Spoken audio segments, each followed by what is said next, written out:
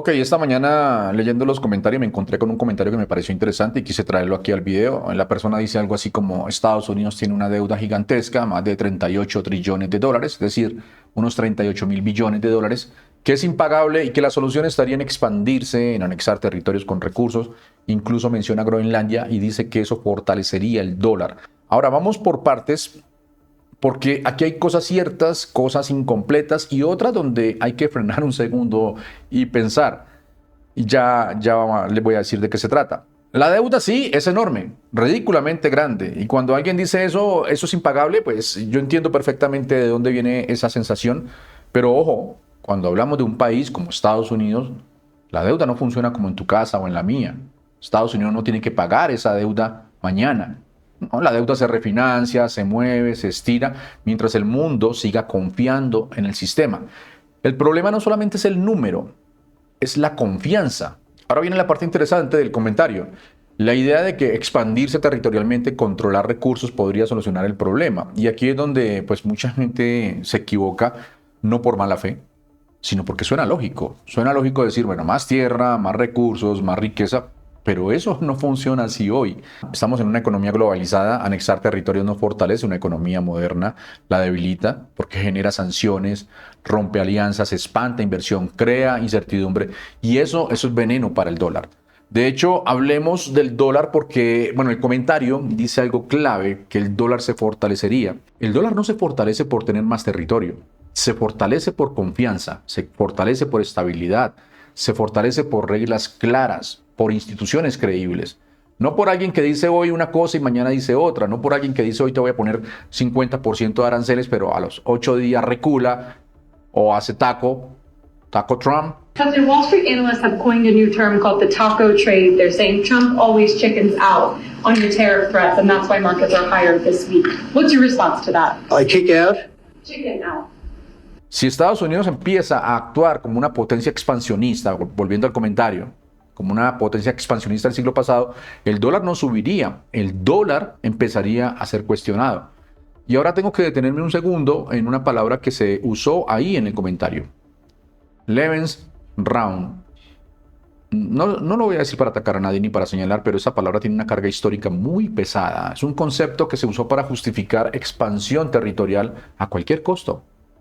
Y cada vez que en la historia un país ha pensado que sus problemas internos se solucionan expandiéndose hacia afuera, pues el resultado ha sido desastroso.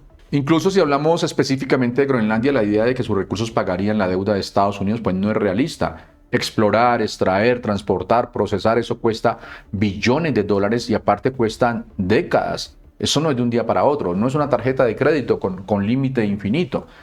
Entonces, ¿qué rescato de ese comentario? Que la preocupación es válida, que la pregunta es buena, que mucha gente siente que el sistema está tensado y tienen razón en sentirlo, pero la solución no está en conquistar ni en anexar, y menos con alguien tan loco como Donald Trump, ni en repetir ideas del pasado con palabras nuevas por ahí rebuscadas. Call me weird. I'm a lot of things, but weird I'm not.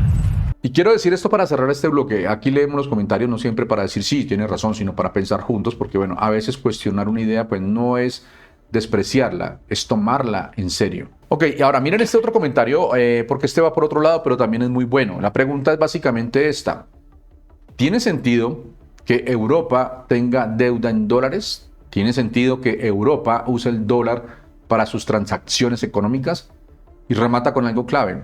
Las batallas más mortíferas para Estados Unidos no son militares, son económicas. Aquí hay mucha más profundidad de la que parece. Primero, ¿Europa tiene deuda en dólares? Sí, muchísima. Gobiernos, empresas, bancos, no solamente Europa, medio mundo. ¿Por qué? Porque durante décadas el dólar fue la moneda más estable, más líquida, la más aceptada. Si querías financiamiento barato y rápido, pues ibas al dólar. Eso en su momento pues tenía sentido. El problema es que cuando te endeudas en una moneda que no controlas, pues quedas expuesto. Si suben las tasas en Estados Unidos, tu deuda pues se encarece. Si el dólar se fortalece, pagas más.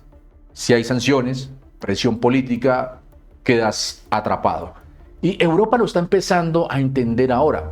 Ahora, segunda pregunta, ¿tiene sentido que Europa use el dólar para sus transacciones? Históricamente sí. Hoy, yo diría que hoy cada vez menos. Porque usar el dólar no solamente es usar una moneda, es aceptar un sistema. un sistema financiero, legal y político que controla a Estados Unidos. Y cuando ese sistema empieza a usarse como un arma, ahí empiezan los problemas. Sanciones, bloqueos financieros, exclusiones del sistema SWIFT. Eso no son bombas, pero hacen tanto más daño. Por eso la última frase del comentario es tan potente. Las batallas más mortíferas para Estados Unidos son las económicas. Y ojo, porque eso no es una crítica moral, eso es una descripción de la realidad. Estados Unidos ha ganado más poder imponiendo reglas financieras que usando tanques. Pero el problema es que cuando usas demasiado esa herramienta, empujas a otros a buscar alternativas. Y eso es lo que estamos viendo hoy. Alianzas nuevas. Europa hablando más del euro, China y otros países comerciando en monedas locales, acuerdos bilaterales sin dólar, no porque el dólar haya muerto, sino porque ya no quieren depender solamente de él. Entonces, para cerrar este comentario, si la pregunta es válida, sí, muy válida y no es antiamericana ni es conspirativa, es una reflexión lógica en un mundo donde la economía pues, se volvió un campo de batalla. Y aquí está lo interesante, cuando la guerra deja de ser militar y pasa a ser económica, las alianzas empiezan a cambiar.